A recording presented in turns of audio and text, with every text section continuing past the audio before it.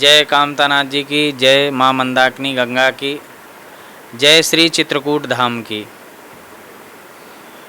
सुरसर धार नाव मंदाकिनी, सोसव पोतक पातक डाकिनी। माँ मंदाकिनी गंगा जो स्वर्ग वाहिनी गंगा हैं और माता सती अनसुईया के तपोबल से यह पृथ्वी पर आई हैं, धरातल पर। और चित्रकूट धाम में माँ मंदाकिनी गंगा को प्रकट करने के लिए सती अनसुईया ने तपस्या की। अत्रि जी चित्रकूट धाम के प्रधान ऋषि थे। पूर्व काल से ही बहुत दिनों तक श्री चित्रकूट धाम में निवास कर रहे थे। अनेक ऋषि मुनि भी निवास कर रहे थे। अत्रि जी का वह बहुत बड़ा केंद्र था जहाँ पर वह ब्रह्म ज्ञान की पाठशाला चलाया करते थे। प्रकृति के उन रहस्यों को उद्घाटित करते थे, शोध करते थे कि हमारा जो मानवीय जीवन है वो कैसे सुंदर हो। हम प्रकृति के विरुद्ध ना चलें, हम ज़्यादा भौतिकवाद की ओर आकर्षित ना हों, प्रकृति की ओर चलें और उसको समझें, उनके साथ जीना मरना हो। यह सिद्धांत श्री चित्रकूट धाम में अत्रि जी बताया करते थे। और चित्रकूट धाम में एक दिन जल की तबाही मच गई, जल स्रोत बंद हो गए। यहाँ प्राणी मात्र में त्राहिमाम त्राहिमाम सभी लोग चिल्लाने लगे कि एक बूंद ही मिल जाए जल की, जिससे कि यह चित्रकूट में जितना भी प्राणी है, जितने भी लोग हैं, वो सबकी पिपासा दूर हो, ऐसा कुछ उपाय हो। सभी लोग प्यासों मर रहे थे, लेकिन माँ का वह वात्सल्य, माँ की कृपा करुणा, सती अनसुईया ने जैसे ये देखा चारों ओर, तो वह तपोनिष्ठ थीं, माँ थीं।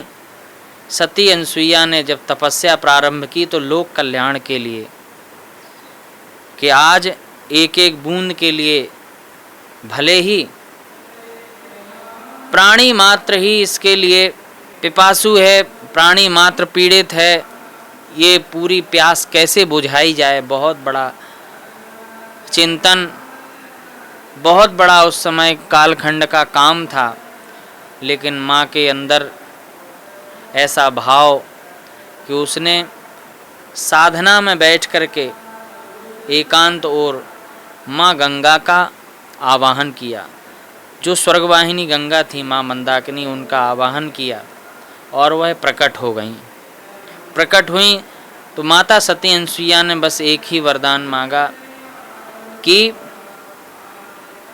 संपूर्ण लोक का कल्याण करने के लिए मैंने आपका आवाहन किया है। यहाँ चित्रकूट धाम में प्राणी मात्र, सभी छोटा से छोटा जीव जंतु, सभी लोग त्राहि त्राहि हैं कि जल कैसे मिले। तो जैसे ही इसकी प्रार्थना होती है तो माँ कहती हैं बिल्कुल, बोले मेरी पति की प्यास बुझाना और संपूर्ण चित्रकूट धाम में चर अचर में जितने भी जीव जंतु हैं, प्राणी हैं, सभी की प्यास बुझ जाए और चिरकाल तक, अनंत काल तक आपको इसी स्वरूप में रहना है, सभी के ऊपर निरंतर कृपा का वर्षण करना है। ऐसा माता सती अनसुईया ने वरदान मांगा। माँ मंदाकिनी गंगा यहाँ पर स्वर्ग से चल कर के यहाँ पर धराधाम पर आईं और आज भी वो प्रकट स्वरूप में हैं, अविरल जल उनका बह रहा है।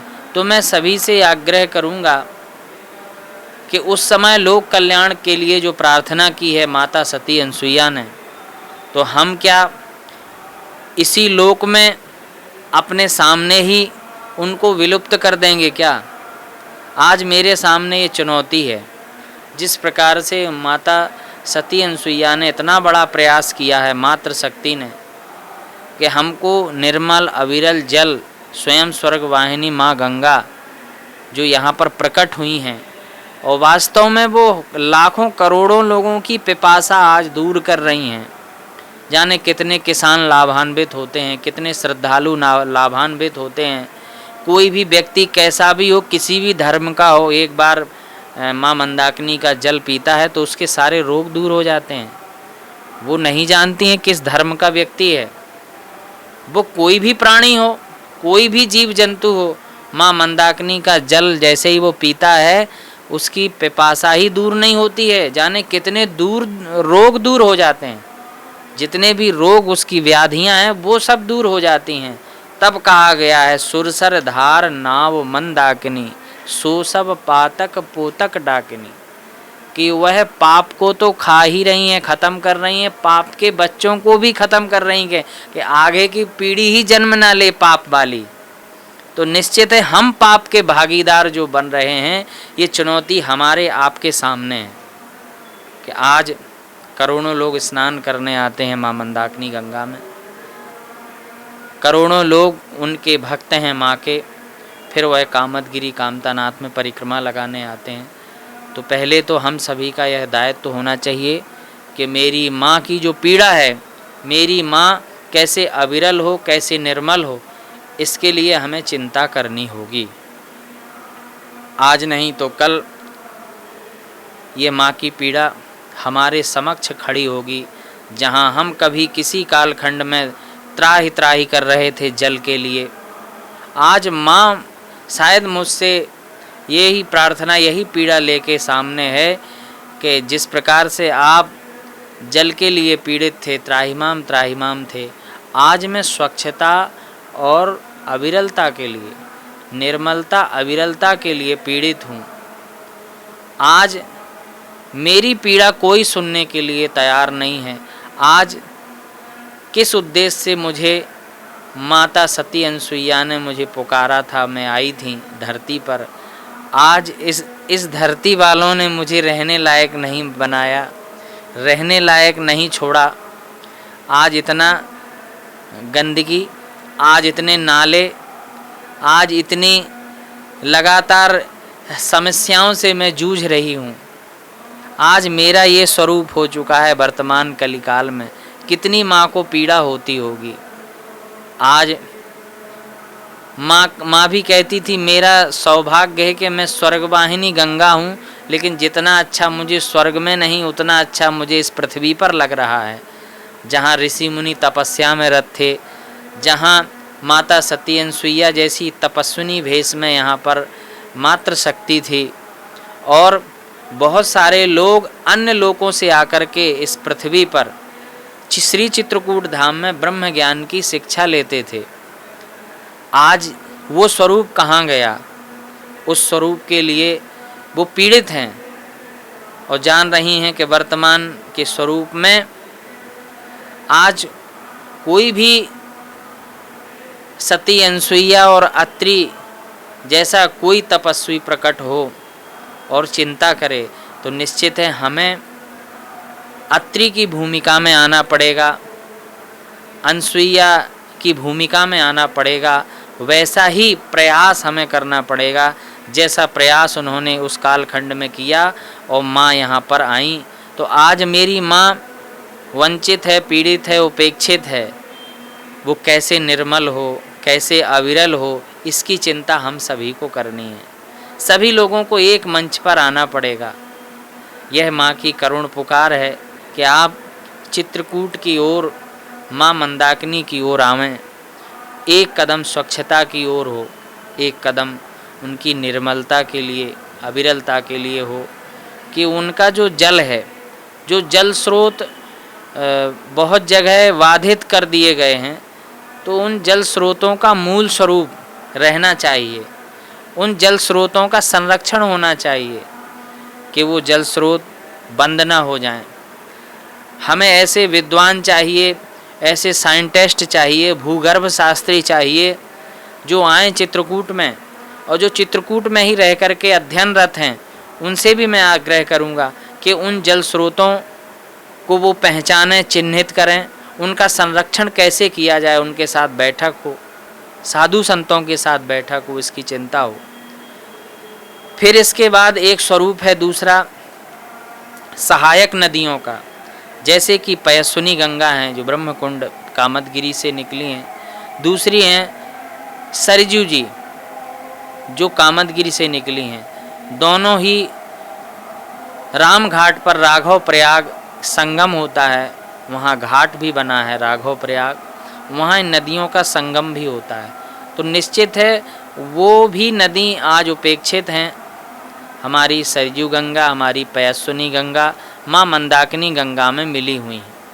तो उनकी ओर थोड़ा ध्यान आकर्षण हो, और जब ध्यान हम लोग बार बार दिलाएंगे, पुनः पुनः इस बात को कहेंगे, तो शायद किसी के कान में तो यह आवाज़ पहुँचेगी समर्थवान व्यक्तित्व के, तो ज़रूर दौड़ पड़ेगा। और मैं सभी श्रद्धालुओं से अपेक्षा कर रहा हूँ, आग्रह कर रहा हूँ, जब हमारा जनमानस चेतेगा, हमारा श्रद्धालु चेतेगा, तो सरकारें भी चेतेंगी, शासन प्रशासन के लोग भी चेतेंगे, और जो समाज के अंदर संस्थाएं काम कर रही हैं वो भी चेतेंगी कि ये समाज की आवाज़ है, लोक की आवाज़ है, लोक कल्याण के लिए माँ मंदाकिनी जी की धारा है। तो इसीलिए लोक की आवाज़ आना चाहिए, जन जन की यह आवाज़ आना चाहिए। माँ तो वह सभी की है, सभी हम सभी उसके पुत्र समान हैं, पुत्र ही हैं। वो जीवन दायिनी है, लाइफ लाइन है चित्रकूट धाम में माँ मंदाकिनी। तो निश्चित है कि सहायक नदियों के लिए, जल स्रोतों के लिए हमें चेतना होगा। और गंदगी के लिए आज जो माँ मंदाकिनी में अनेक प्रकार के नाले गए हैं, उसमें मैं किसी व्यक्ति को दोषी नहीं लगा रहा हूँ, किसी एक संस्था को दोषी नहीं लगा रहा हूँ, मैं सभी लोग दोषी हैं। तो हम सभी लोग दोष मुक्त हों, ये सभी की जवाबदारी है कि सभी लोग समान रूप से एक दिशा में काम करें माँ मंदाकिनी के लिए। कि जो आवश्यक है वर्तमान में कि सीवर लाइन प्लान हो, जिसमें सारे नाले जोड़े जाएं और उनका जल बाहर कहीं छोड़ा जाए, जो पूर्व में ही संतों ने मांग भी की है, तो वो प्लान पूरा हो। दूसरी बात यह है कि जगह जगह जल को अवरुद्ध भी किया है, तो बहुत ज़्यादा जल को अवरुद्ध न किया जाए, जल का प्रवाह निरंतर रहना चाहिए माँ मंदाकिनी गंगा का, तभी वो स्वच्छ रहेंगी, निर्मल अविरल रहेंगी अपने आप में ही। जगह जगह रोकेंगे तो कीट भी, खाई भी जमती है और कचरा भी रुकता है, जिससे उनके प्रवाह में अंतर आता है। तो इसके लिए भी हमें चिंता करनी होगी। और किनारे किनारे वृक्षारोपण होना चाहिए, जैसे कि अर्जुन के पेड़ माँ मंदाकिनी के किनारे बहुतायत मात्रा में स्वनिर्मित हैं, अपने आप ही हैं, अपने आप वो हो जाते हैं, ऐसी उनकी प्रकृति है। तो निश्चित है हम भी प्रकृति के साथ जुड़ें, कुछ हमारा भी योगदान होना चाहिए। तो हम माँ मंदाकिनी के तटों पर किनारे किनारे दोनों तरफ अर्जुन के वृक्ष लगाएं अधिक से अधिक, या जो जलदायी वृक्ष हैं उनका रोपण करें, जिससे जल भी रहे, ठंडक भी रहे, शीतलता भी रहे, और हमारे जो जीव जंतु हैं, पशु पक्षी हैं, वो भी वहाँ पर शरण ले सकें। तो आज हम पर्यावरण के सबसे बड़े शत्रु हैं तो हम ही हैं। पर्यावरण का सबसे बड़ा अगर शत्रु है तो मनुष्य है। मनुष्य से बड़ा शत्रु पर्यावरण का कोई जीव जंतु नहीं है। सारे प्राणी प्रकृति के साथ जीते मरते हैं, पूरी क्रियाएं उनकी प्रकृति के विरुद्ध नहीं होती हैं, लेकिन मनुष्य की सारी क्रियाएं आज प्रकृति के विरुद्ध होती जा रही हैं। सबसे बड़ा चैलेंज अपने सामने है। आज जिस स्वरूप में हमने बहुत सारे देश खड़े कर रखे हैं, बहुत सारे नगर महानगर खड़े कर रखे हैं, किस प्रकार से कंक्रीट का हम उसको जंगल कहें क्या कहें, तो आज हम ये मानक तय नहीं कर पा रहे हैं कि मेरे घर में एक पेड़ की जगह हो, ये मानक तय नहीं कर पा रहे मेरे घर में एक गाय की जगह हो, एक तुलसी की जगह हो। आज मैं शासन सरकार से भी कहूँगा, शासन प्रशासन से कहूँगा कि घर का नक्शा तब पास हो जब घर में एक पेड़ लगाना सुनिश्चित हो। एक पेड़ की तो जगह होना चाहिए, और अगर एक पेड़ की जगह नहीं सुनिश्चित हो पा रही है तो निश्चित है कल के दिन हम पेड़ की छांव से वंचित हो जाएंगे, हम पानी से वंचित हो जाएंगे। लगातार भौतिकवाद बढ़ता चला जा रहा है, हम इस पृथ्वी को जीने लायक नहीं छोड़ेंगे। आज जहर है वायुमंडल में, प्रदूषण ही प्रदूषण है। आज धरती में हम फर्टिलाइज़र, तमाम प्रकार के यूरिया खादें मिला करके मिट्टी को नष्ट कर रहे हैं, है कि नहीं? पेड़ लगा नहीं रहे हैं, ऑक्सीजन कहाँ से मिलेगी? हम कामना करते हैं हम स्वस्थ रहें, कैसे रहेंगे स्वस्थ जब हमें एक जीवन में पेड़ भी नहीं लगाना है? तो निश्चित है वृक्षारोपण बहुत आवश्यक है, पर व्यक्ति को, जितने लोग धरती पर रह रहे हैं, कम से कम 5 पेड़ लगाना आवश्यक है। बड़े बड़े हो जाएं, संरक्षित हो जाएं, एक व्यक्ति। और कितने अरब लोग इस धरती पर हैं, 7 अरब से अधिक लोग इस धरती पर हो गए हैं, तो कम से कम पर व्यक्ति एक पेड़ लगाए, तब कुछ वो मानक पूरा हो पाएगा एक व्यक्ति का रहने लायक। लेकिन हमारी वृद्धि तो अधिक हो रही है, लेकिन वृक्षारोपण नहीं हो रहा है। पर्यावरण के लिए हम नहीं सोच रहे हैं, चिंता नहीं कर रहे हैं। सभी लोगों को समान रूप से चिंता करनी होगी। ऐसा नहीं कि शासन ही, प्रशासन ही करे, सरकार ही करे, हम लोग नहीं करेंगे। नहीं नहीं, ये तो हमारी जिम्मेदारी। श्वास तो हम लेते हैं ना, श्वास ऑक्सीजन तो हम लेते हैं, पेड़ों की हवा तो हम लेते हैं, पृथ्वी में मिट्टी का प्रयोग तो हम करते हैं, सारी चीज़ों का दोहन हम कर रहे हों। कहे कि सरकार करे और ये लोग शासन प्रशासन करे, नहीं नहीं, समान रूप से सारे लोग दोषी हैं।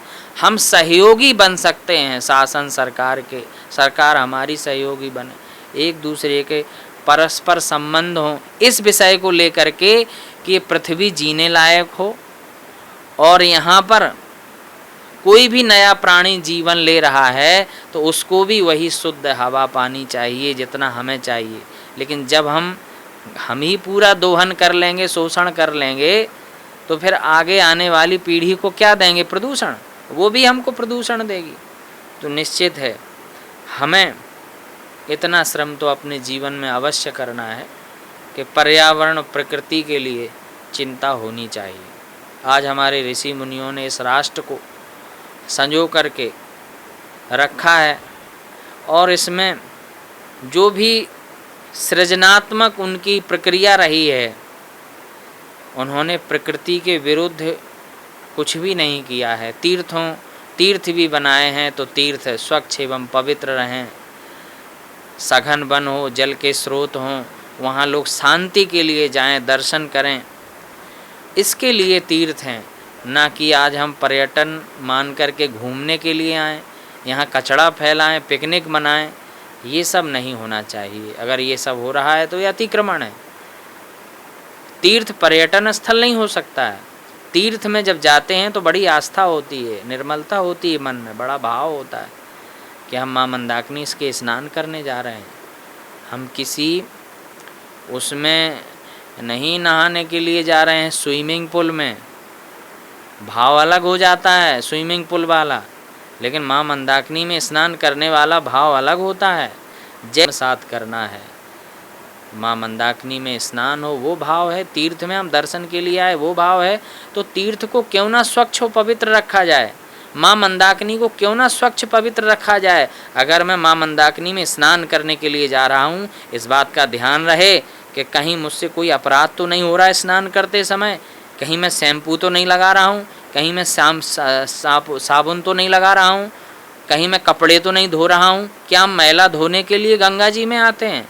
नहीं नहीं, पाप धुलने के लिए आते हैं। पाप, अच्छे विचार, अच्छे संकल्प मेरे हृदय में आएँ, जो मेरी अंदर की गंदगी है, जो मेरा वैचारिक प्रदूषण है, जो अंदर से बहुत सारी व्याधियाँ होती हैं, उनको समन करने के लिए आते हैं। वो पाप धुलने के लिए जब हम आते हैं तो हम बाहर की गंदगी क्यों वहाँ फैलाएं? बाहर की गंदगी हमें माँ गंगा में किसी भी प्रकार से नहीं फैलानी है, ये संकल्प लेना है। तो निश्चित है उसी जल से मैं आचमन करता हूँ, अंतःकरण को पवित्र करता हूँ। उसी जल से मेरे भगवान का स्नान होता है, अभिषेक होता है। उसी जल से मेरी दिनचर्या भी पवित्र होती है। उसी जल से मेरा मन शुद्ध होता है। उसी जल से मेरे पाप भी धुले जाते हैं। और उसी जल से चाहे जैसा भी प्रदूषित वातावरण हो, उसको जल के छिड़क देने से वह वातावरण पवित्र हो जाता है।